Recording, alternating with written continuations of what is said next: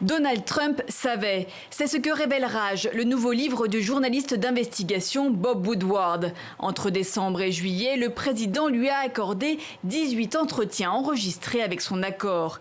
Et c'est un extrait qui relance la polémique aux États-Unis. Début février, Donald Trump connaissait la gravité de la Covid-19, mais il l'a volontairement minimisée. Ça passe par l'air, Bob. C'est toujours plus compliqué que le toucher.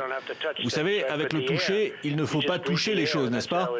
Mais avec l'air, on le respire et c'est comme ça qu'il se transmet. Et c'est très compliqué. C'est très délicat. C'est aussi plus mortel que vous savez, une grippe très forte. C'est un truc mortel. Pourtant, moins de 3 semaines plus tard, il affirmait publiquement « C'est un peu comme la grippe ordinaire pour laquelle nous avons des vaccins antigrippaux. Et nous aurons essentiellement un vaccin antigrippal pour ça, de manière assez rapide. » Le livre Révélation, Rage, ne sort que mardi prochain, mais c'est déjà un best-seller. Le journaliste Bob Woodward est mondialement connu pour avoir fait éclater avec son collègue Carl Bernstein le scandale du Watergate, poussant le président Nixon à la démission.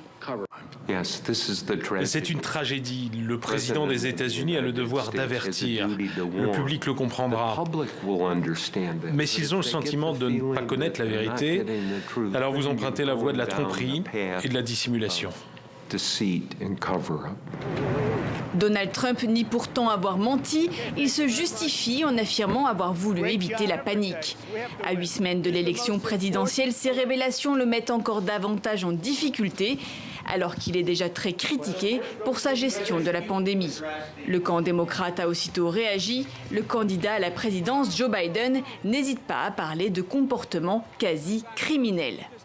Il savait combien c'était dangereux, et tandis que cette maladie mortelle ravageait notre pays, il n'a pas fait son travail de façon délibérée.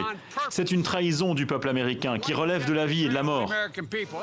Un nouveau seuil a d'ailleurs été franchi, avec plus de 190 000 décès dus à la Covid-19 recensés aux États-Unis.